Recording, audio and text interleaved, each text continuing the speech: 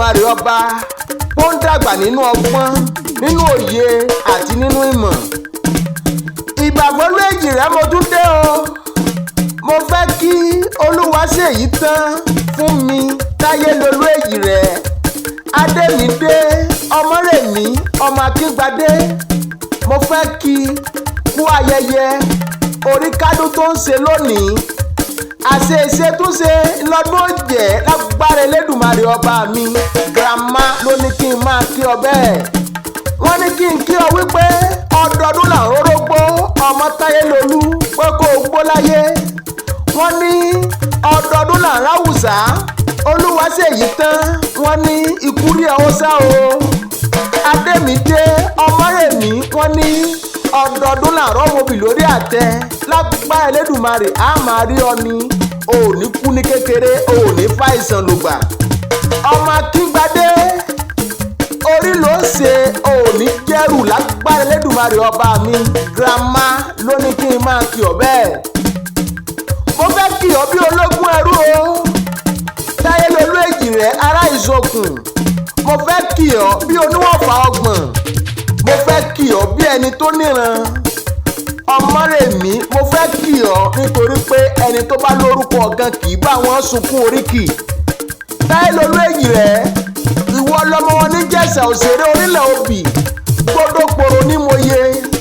Òkè kéèké lásán lóde ìgbàjọ ẹgẹdọ tí ẹmí lásán àgbọdé Ijesa. Èmi ò wá ní kí ọ kí n má jòbì tó gbó kákákákáká o. Ọmọ ajáwé sọlá ọmọ akábì sọ̀rọ̀ ọmọ mo jáwé kan ẹgbàá kan ní jẹ́.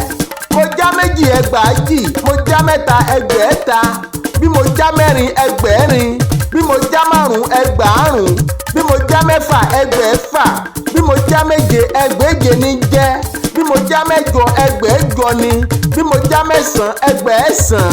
Ijesa òṣèré tó já mẹ́wàá lórúkọ owó pé ńlẹ̀ bàbá tiẹ̀ gangan.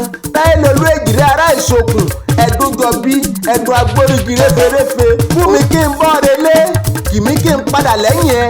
Agorí ìtẹ́sẹ̀rẹ́ agorí ìyeyè ṣe bí ọba. Ta ilé ìjà kọ́ tìgbéraga kọ́ sùúrù ní bẹ́jì fi ń lògbà. Àkọ́bí ọba lọ́yọ̀ọ́ ni ọ́ ìwọ gẹ́gẹ́ làbí gbẹ̀yìn Ọọ̀ni.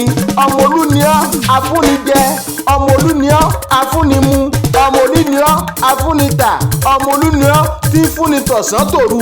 Ó dé kí lẹ́kún ni ọ́ okún dẹ̀dẹ̀ tẹrùtẹrù.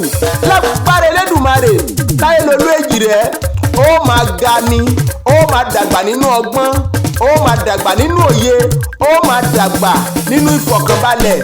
Lágbára Elédùmarè òkè ló mọ̀ lọ òkè lẹ́múrú sí.